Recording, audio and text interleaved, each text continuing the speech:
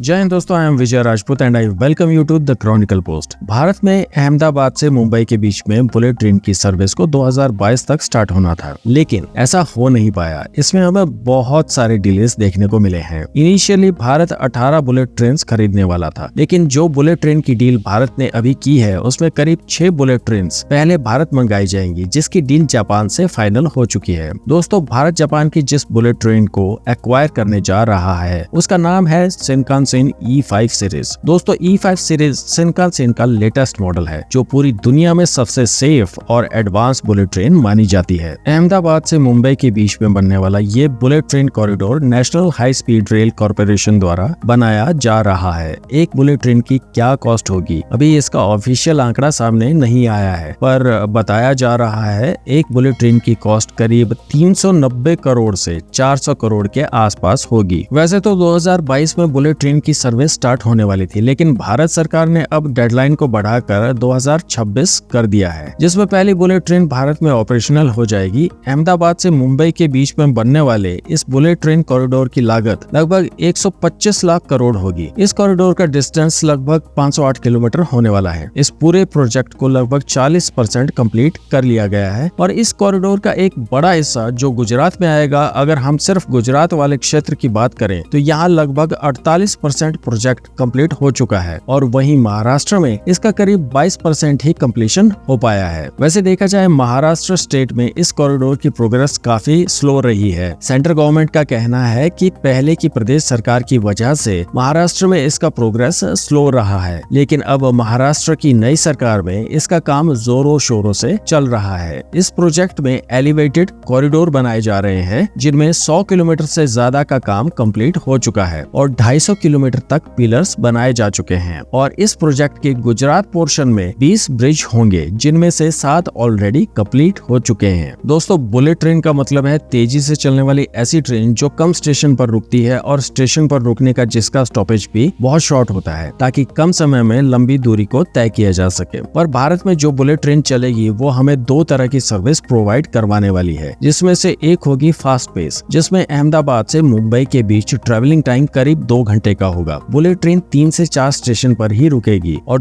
दोस्तों, जो दूसरी सर्विस ये बुलेट ट्रेन प्रोवाइड करवाने वाली है ये रहेगी स्लो पेस, जिसमें मुंबई से अहमदाबाद की दूरी को तय करने के लिए करीब 22 घंटे 45 मिनट लगेंगे। इससे आप अंदाजा लगा सकते हैं कि इस दूसरी सर्विस में बुलेट ट्रेन लगभग हर स्टेशन पर रुकेगी और इसका स्टेशन पर रुकने का समय भी पहली सर्विस से थोड़ा ज्यादा होगा। दोस्तों, अगर आप सोच रहे हैं कि Bharat Shinkansen E5 bullet train ही क्यों ले रहा है, इसमें ऐसी क्या खास बात है, तो चलिए आपको इसकी खासियत बताते हैं। दोस्तों, इसकी सबसे पहली खासियत है इसकी स्पीड और एफिशिएंसी। जापान में बनने वाली अभी तक की किसी भी बुलेट ट्रेन के मुकाबले शिनकानसेन E5 ज्यादा एरोडायनेमिक है, जिसकी वजह से इसमें बहुत कम एयर रेजिस्टेंस देखने को मिलता है। रेजिस्टेंस कम होने की वजह से एफिशिएंसी बढ़ जाती है और हाई स्पीड में भी ये ट्रेन स्टेबल बनी रहती है। अगर इसके अलावा हम सेफ्टी की बात करें तो इस ट्रेन को दुनिया की सबसे सेफेस्ट बुलेट ट्रेन माना जाता है। इसमें ऑटोमेटिक ब्रेकिंग सिस्टम लगाया गया है और साथ ही ये ट्रेन एंटी डिरेलमेंट सिस्टम के साथ आती है, विच मींस हाई स्पीड में चलने पर भी ये ट्रेन डिरेल नहीं होगी। इस ट्रेन की स्पीड 340 किलोमीटर प्रति घंटा है, लेकिन